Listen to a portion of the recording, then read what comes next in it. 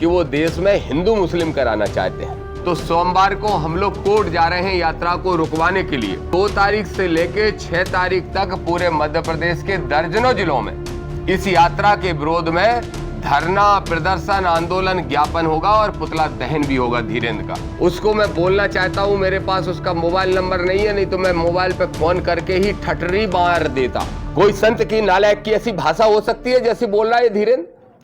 आप सबको शायद ज्ञात होगा कि बागेश्वर धाम के एक शास्त्री हैं, धीरेन्द्र शास्त्री, वो एक यात्रा पहले निकाल चुके थे और फिर से एक यात्रा निकाल रहे हैं जिसको उन्होंने नाम हिंदू एकता यात्रा का दिया है। सनातन एकता, हिंदू एकता, इस तरह का कुछ दिया है। असल में वो स्पष्ट तौर पे ये कह रहे हैं कि हम हिंदू राष्ट्र बनाने को लेकर ये यात्रा कर रहे हैं। मेरा स्पष्ट इसमें कहना है, दलित पिछड़ा समाज संगठन का भी और हमारे आज़ाद समाज पार्टी भीम आर्मी के सभी साथियों का, कि ये देश धर्मनिरपेक्ष देश है भारत के संविधान के अनुसार।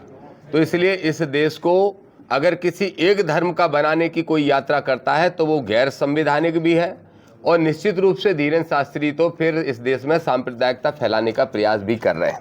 इसलिए हमारे दलित पिछड़ा समाज संगठन ने पिछली 20 तारीख को, आज से लगभग 11 दिन पहले, महामहिम राष्ट्रपति को चिट्ठी लिखी थी, उनको मेल भी किया था और उनसे आग्रह किया था कि इस यात्रा को रोका जाए। उसके बाद उनको मेल किया, उसके बाद फिर 3 दिन 4 दिन पहले फिर से हमने रिमाइंडर किया। तो ये जो हमारे पास प्रेस नोट है, इस प्रेस नोट के साथ वो सारे लेटर भी लगे हैं और वो मेल की कॉपी भी लगी हैं जो हमने राष्ट्रपति जी को भेजी थी। तो आपके माध्यम से मैं 2 बातें स्पष्ट करना चाहता हूँ। एक तो धीरेन्द्र शास्त्री की यात्रा को मैं मानता हूँ, उनके बयान को आप सुनेंगे तो आप खुद मानेंगे कि वो देश में हिंदू मुस्लिम कराना चाहते हैं, सांप्रदायिकता फैलाना चाहते हैं, हिंदुओं को भयभीत करके मुसलमानों के प्रति नफरत करने के लिए मजबूर करना चाहते हैं। ये यात्रा पूरी तरह से सांप्रदायिक है, देश के ताने बाने को, समाज को तोड़ने वाली है। ये मैं आपको स्पष्ट करना चाहता हूं और ये वीडियो भी मेरे पास मौजूद है।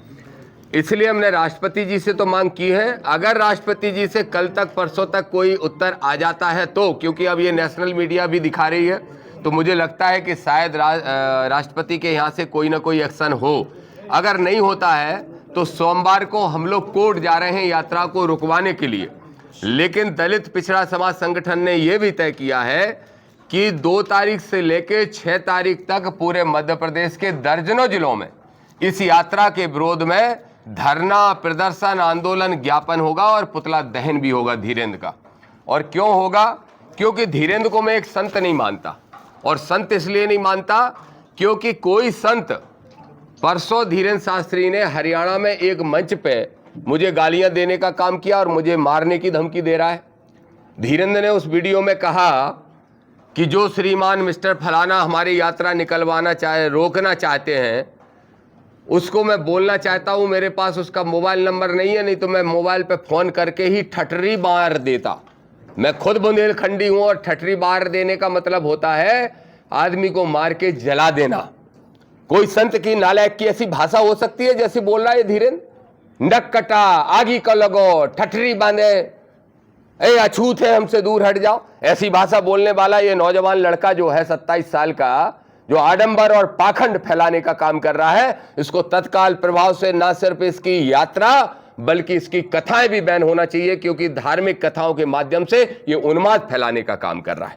ये हमारी मांग है। हमारे पास वो वीडियो मैं अभी आपके सामने प्ले करूंगा जिसमें वो मुझे भी गालियां दे रहा है, धमकी भी दे रहा है देख लेने की, कि बेटा छेड़ोगे क्या, छेड़ोगे तो छोड़ेंगे नहीं तुमको, ये भी धमकी दे रहा है। और उसके साथ साथ उस पर FIR हो। हम लोग आज ही तय करेंगे कौन से थाने में हमें FIR करना है। हम उस वीडियो के आधार पर धीरेन्द्र पे FIR कराने भी जाएंगे। इसके साथ साथ एक बात और आपको स्पष्ट तौर पर कहना चाहता हूं कि धीरेन्द्र की यात्रा को लेके साधु संतों में भी असंतोष है। बहुत सारे साधु संत ये मानते हैं कि ये यात्रा सांप्रदायिकता फैलाने का काम करेगी, देश के ताने बाने को, सौहार्द को बिगाड़ने का काम करेगी। मैं चाहता हूं, आपसे आग्रह है कि आप जरूर संतों का ओपिनियन इस विषय में लें। उन्होंने कहा बागेश्वर बाबा की पदयात्रा नहीं करने देंगे, सुप्रीम कोर्ट जाएंगे। हाँ, कल कही, उनका नाम तो हम भूल गए। उन्होंने राष्ट्रपति जी को पत्र लिख के कहा है कि बाबा की पदयात्रा आएगी तो हम लोग रोकेंगे, वो सुप्रीम कोर्ट जाएंगे। अब हमारे पास उनका मोबाइल नंबर नहीं है, नहीं तो हम ठटरी तो पहले फोन से मारते। उन्हें ये पता ही नहीं है कि हम बहुत टेढ़े आदमी हैं।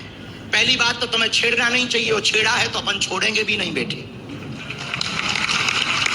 हम आपको धमकी नहीं दे रहे हैं, ना हम आपको कोई बात कहने आए हैं। हम और मिश्रा जी एक बात आज गाड़ी में कह रहे थे, 15 से 20 वर्ष बाद जितने मीडिया वाले बैठ खड़े हैं, तुम्हें मसाला चाहिए लो। आज से 15 से 20 साल बाद भारत की जो जियोग्राफी बदलेगी ना, भारत अपने अस्तित्व की लड़ाई लड़ेगा। भारत के लोग अपनी संस्कृति को बचाने के लिए लड़ते दिखाई पड़ेंगे। आज वो 20% हैं और आप 9 राज्यों में अल्पसंख्यक हो गए। जिस दिन वो 50% पहुंच जाएंगे, आपके ब्रिज में भी वही दिखाएंगे टोपी वाले। अब ये क्या कहना चाहता है ये व्यक्ति? क्या ये सांप्रदायिकता? एक बात और मैं धीरेन्द्र शास्त्री तुम्हें बता दूं, हिंदी में सुन लेना। तुम जैसे टेढ़ों को दामोदर यादव को सीधा करना आता है। तुम जैसे आडंबरी और पाखंडियों को न समाज को लूटने दूंगा, न पर्चियां निकाल के बेवकूफ बनाने दूंगा।